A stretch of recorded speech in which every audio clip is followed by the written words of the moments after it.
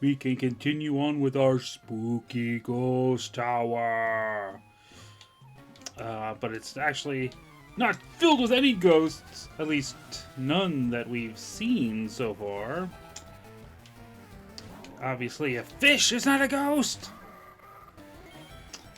I think the only thing I've done in the meantime, of course, protect, why not? Yeah, I've done in the meantime, I used the bubble beam TM for Levi. I gave it in place of Sword Stance because pretty much all of his moves right now are special based anyway. So while Sword Stance is pretty cool and all that,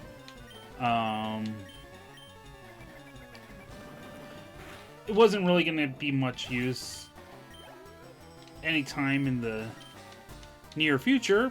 I mean, I would love to be able to use Bone Club on the fire type, but you know, flying. So we just keep spamming return. That's kind of interesting move for Charizard to have. Feels reasonably appropriate. But you're done.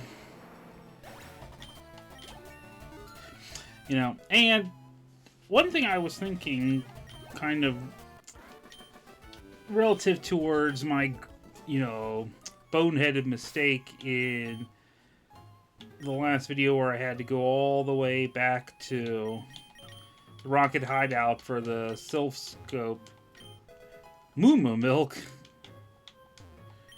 But yeah, since I had to go all the way back there, it kind of made me think of, you know, especially in games like this where, you know, you're walking around in an RPG game where, you know, you walk around to different locations, just how often you kind of run into the situation where there's some locations that you normally would never go back to once you've, you know, completed the story or whatever that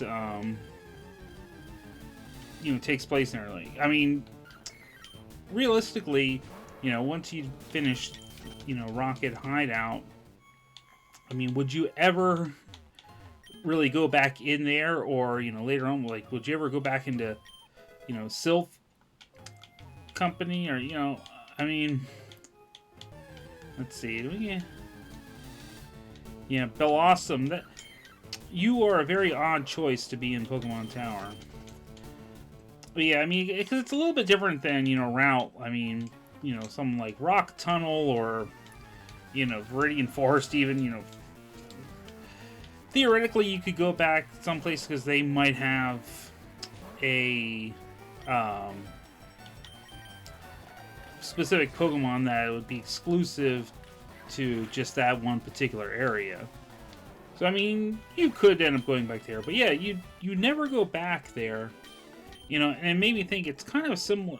It struck me similar to Mass Effect, and specifically the first game, where you know, there's a couple of the planets that you go to that have their own, you know, hub area, and you know, it's sort of a case where, you know, I think since they technically both of those places have an item vendor, you know, and theoretically their stock would change depending on if, you know, you came back and went there, but you know, it's a situation where realistically, you know, once you've kind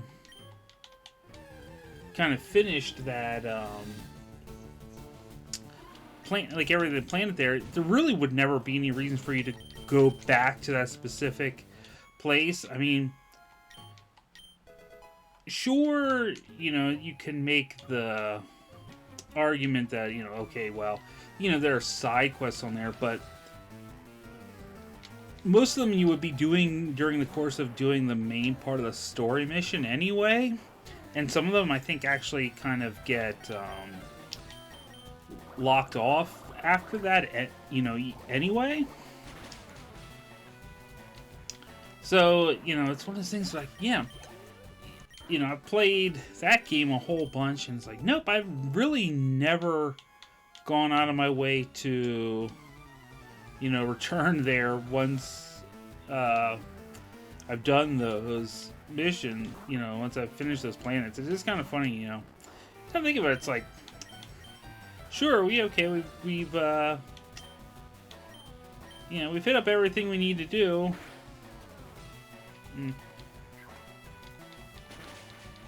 That's neat. But yeah, you never, I mean, I don't know, maybe, and maybe it's just me, but it's like, man, never really consider, you know, the idea that, no, that's kind of, yeah, that's kind of the end of the line for that. Alright, Black Flute. You know, one of these days, hopefully find, you know, something decent. And it's, you know, because it's kind of funny, and like, you know, as I watch like Cody's randomizer playthrough, I mean, he's so many more worthwhile TMs that I am simply not getting. So I'm like, you know, I just keep waiting for something really, you know, just waiting for something really useless to come through.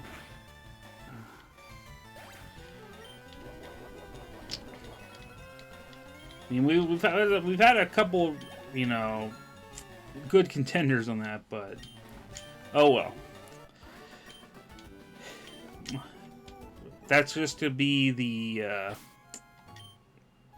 kind of the lot of life for my playthrough here, is just to continuously get, you know, really useless moves. Oh well. Think of worse things to happen, I guess. Oh man. That's definitely an interesting one.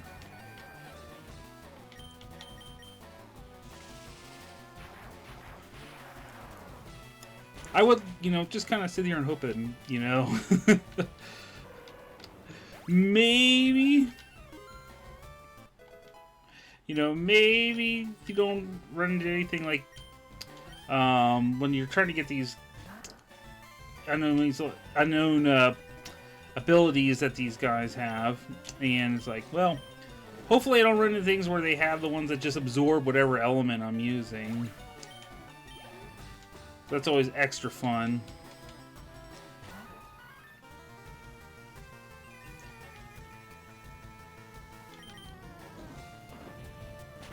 Fortunately, that was pretty much a complete cakewalk. Even though that was not too shabby of a team, all things considered. Oh boy.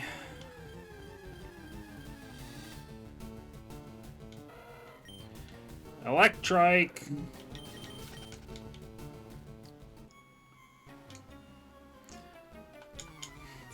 Although, yeah, in the regular game, this tower becomes pretty tedious very quickly when you're just dealing with all the trainers having either Ghastly or the occasional, of course. Of course. But yeah, they either have Ghastly or the occasional Haunter. The variety is non-existent, so it's like, wow, I hope you're really, you know, really stoked to just keep fighting the same guys over and over again.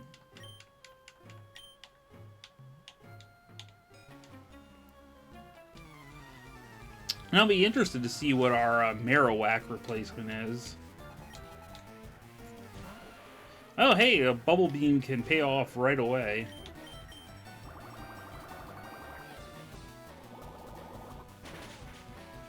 Love paying those quick dividends.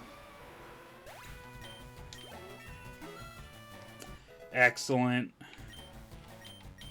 So yeah, I did have like a long delay with posting the previous segment. I don't know. I recorded it, and I didn't really have the time I wanted to.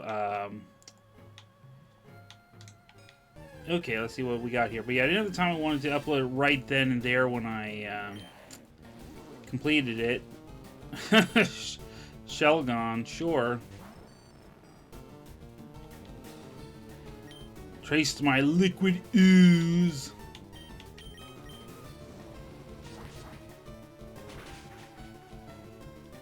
So yeah, our Dragon Claw came in super useful here. And of course, that would have been the thing where, like, yeah, if I didn't have the Soul Scope, if I had the Pogadol, then you can cheese this in Gen 1 by, you know, you can't identify the ghost there, but you can end the battle, which counts as the same thing. They removed that in this game, so it's like, nope, no skipping Rocket High now for you. But yeah, anyway, so I delayed with the posting there, and I, you know, the whole weekend was just so busy. I never really had time to open up the old laptop and actually, like, get down to, okay, let me upload it, which is, you know, it's kind of funny because I don't really do any kind of extra work on it, but I do like to try to at least make sure, you know, the video is good condition, in terms of, like, okay, everything recorded fine and visually there weren't any weird glitches or anything, but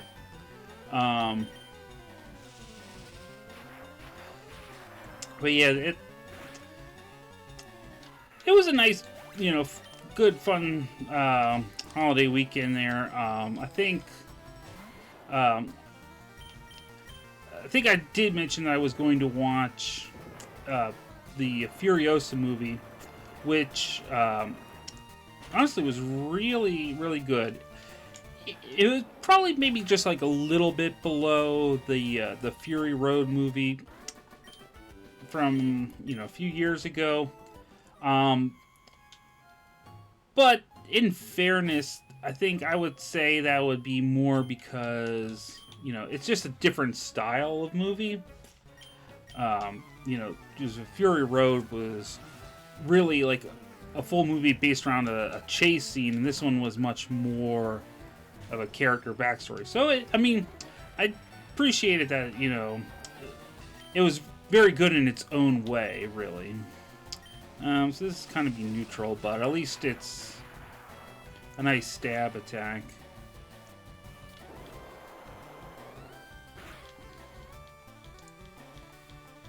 Whirlpool and Sandstorm, that's always pretty fun. Because I'm still hurt by the Whirlpool anyway. Alright, we're just gonna finish you off. Alright, so I should be able to change, and well, we'll get some sort of legitimate ghost action going on. But yeah, as far as the movies go, I mean, it was interesting, at least in terms of, like, as you know, with the Fury Road being a you know, such a great movie at the time, when it was like, well, I've always found it can be very tough, you know, the longer you go in between entries in a franchise to, you know, maybe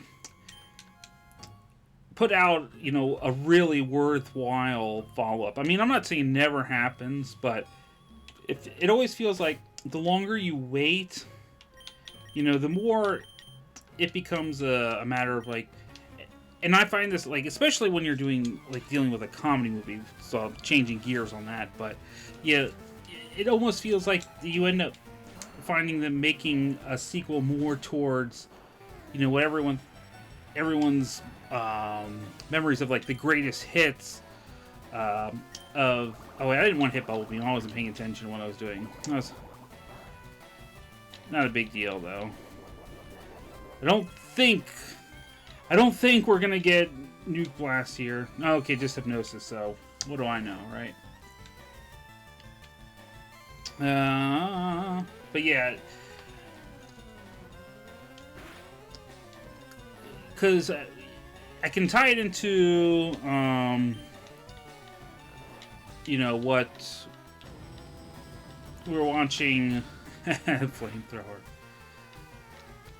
Yeah, well, they had a preview for the Beetlejuice sequel, and it's like that one really kind of fit into the oh god, it has Dream Eater. I would love to know what the odds were on that thing having Dream Eater.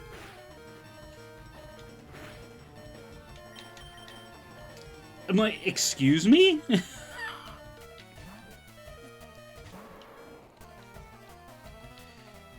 like, yeah, I was asleep and you first busted out Flamethrower and then you waited and you were holding back on Dream Eater? I don't think so, buddy.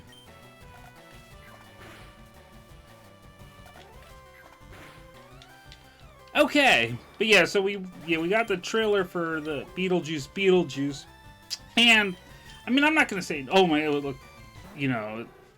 this is automatically going to be terrible or anything like that, but it was definitely something where you definitely could see that they were okay. You remember this, moment from the original movie, a lot of. Yeah, remember this sort of thing.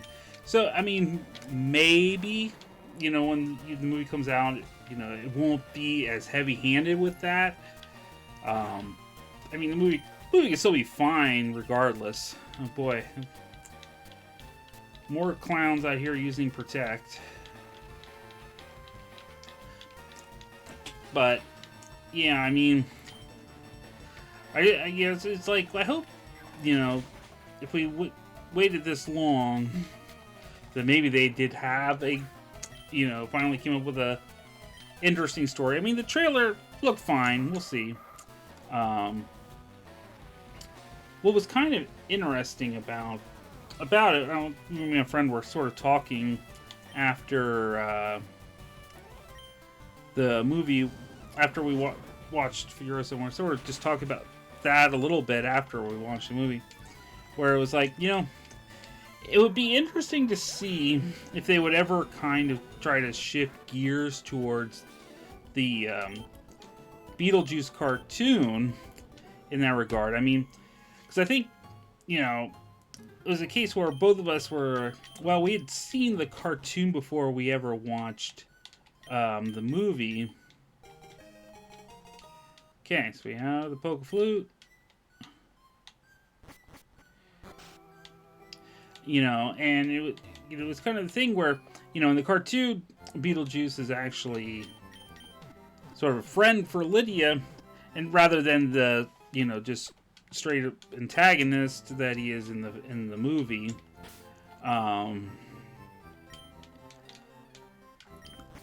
So it's like, well, with it, and there did seem to be like maybe a little bit of possibility that they, they could consider going in a direction like that. I don't know if you could say it's, 100% a guarantee that might be the case. But, like I said, it would be interesting to see, if, they would be willing to kind of try to move in that direction for the story. I mean, I guess it would also depend on if maybe they might have eyes on maybe continuing it beyond the sequel movie. I mean, it's been one of those things that was kind of a like it was kind of in a development for so long. Like I remember there was like years and years back, you had the Beetlejuice Goes Hawaiian concept. So I guess it isn't entirely out of the question. You could see something like that happen, but yeah, I figured, okay, we'll just go over here to the dojo. And then in a similar regard, I know that they had announced they were doing a Happy Gilmore sequel. Of course, that one has like a somewhat different sort of challenges, because that one I know has several of the dragon breath. That's interesting. But yeah, several characters from the original movie, like the actors, have passed away since then. I mean, mostly minor characters, but it's just kind of an interesting scenario where it's like, well, in a movie like that, it's always kind of like, whatever minor characters you have can often, really kind of give you that extra backbone. Like, they're the real memorable part sometimes. Oh no, not Ivysaur again. Alright, well, we'll, yeah, I'll do in here so Hunter can get the experience, but no, we don't want to deal with you again. Oh, man. Okay. So, before I get Hypnosis and Dream Eater, yeah. I could feel that coming so fast.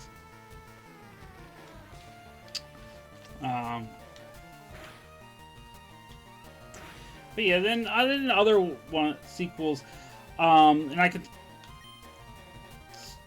think about the Killer Clowns from Outer Space, since the video game for that is going to be coming up here early in June. That was another one where, I mean, there hasn't been any kind of sequel announcement made for that one as of yet. But I know that's one where they were always working on it for a long time. Like, I know back when the back when the 3D craze was really going strong, they had plans for a Return of the Killer Clowns from Outer Space in 3D, which, I mean, it was A+ on the title. I mean, because that was a thing where, like, the original movie, it was originally pitched as just Killer Clowns, and then they added the From Outer Space just to give it that that level of, just a little bit of silliness, just so, it wouldn't be looked at as being just a potential straight up horror film, because they weren't really trying to do it. They were kind of just trying to do a throwback. But it's that's one where, as much as I've always really liked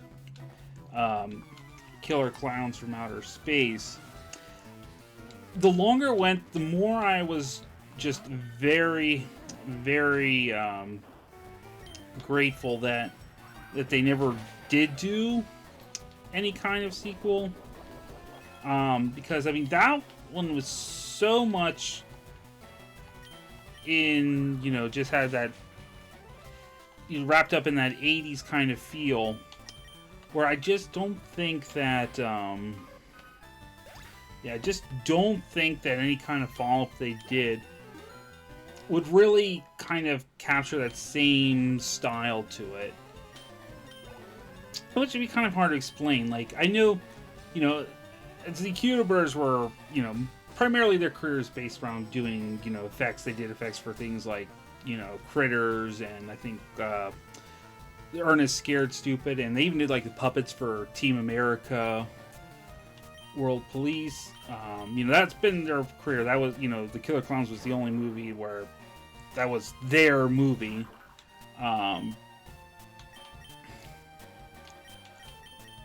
But you know, I think as much as they would, I think, would try their best to kind of adhere to keeping things in the practical realm, I feel like there just would be a no, I don't want him in prison. Oh, stop. Yeah, so I mean, I just feel like there would inevitably be like, there wouldn't be much choice but to kind of fill in some of the you know, just to fill in some of the gaps, so to speak, with, you know, CGI. And I'm not saying, no, you know, CGI is the end of the world or anything like that. I mean, but it's just when you know, you're dealing with something that has a very distinct style to it, you know, you kind of want to just keep it that way. It would not feel, it just wouldn't feel like the same. Like another good example for me was between Independence Day and then the sequel they did. Now, personally, I enjoyed the sequel for what it was. I mean, I don't think it really was going to be able to come close to the original, and that was fine. It was kind of in a weird situation with that, though, because, you know, just based on where the story took that one, I mean, like, what I liked about the original Independence Day was, you know, it was very much like, okay, you know, one day it's like, you know, no one really, the majority of the world's like, okay, no one knows anything about aliens, or, you know, no one's just going to assume that aliens are real or anything like that, and then, hey, incoming invasion, and everything just kind of goes where it goes with them, you know, destroying big parts of the world and things like that. Then, you know, the sequel, where it's like, you couldn't do that, and it wouldn't make sense for them to do that. You know, it's like, in a world that's, you know, decades after, you know, like the whole planet came together to fight off an alien invasion, you know, you would expect, like, okay, well, obviously there would be a lot of advances due to, you know, we have all this alien technology that's kind of lying around afterwards, and, you know, obviously the world came together to fight off the common threat. I mean, so it wouldn't be like, oh, we're back to business as usual, where, you know, this country hates that country or anything like that. So, like, the world that you got, the world situation you had when the film started, I mean, it made sense for based on where it was, but it was just like, it didn't feel like, well, I guess I should say, it felt so far removed from, you know, what the original Independence Day was. And like I said, that wasn't necessarily, you know, a bad thing, because that's what made sense, but it can just feel like, okay, I can understand why it was trying to continue a story that maybe most people didn't really have a strong interest in seeing continued.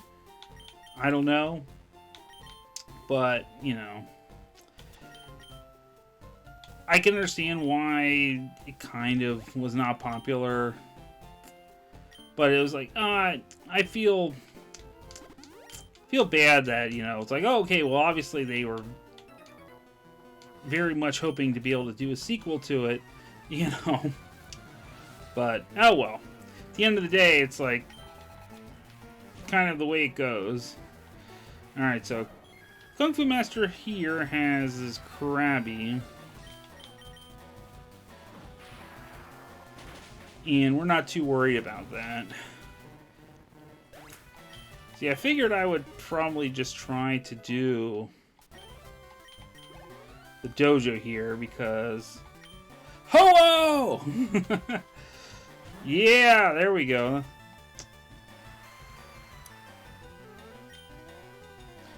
So you sure kept that one going under wraps. Oh, hydro pump. Yeah, that's what we need to do, is just give this guy an absolute, you know, insane moveset here. Psycho boost. That's, oh my gosh. So yeah, even not very effective is like, yeah. Fortunately, that did, yeah, that did nerf his, attack ability there. Haha! I thought, Elrond was gonna have to be sacrificed to defeat him, but there we go, we got rid of Ho-Oh.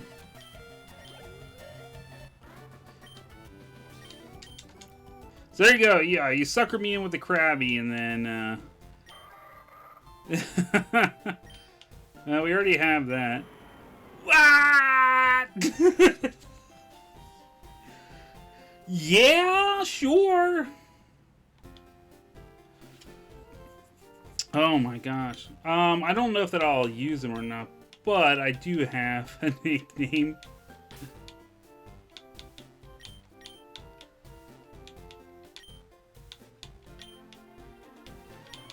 Yeah, I'm going like way old school Pinocchio here. That always felt appropriate.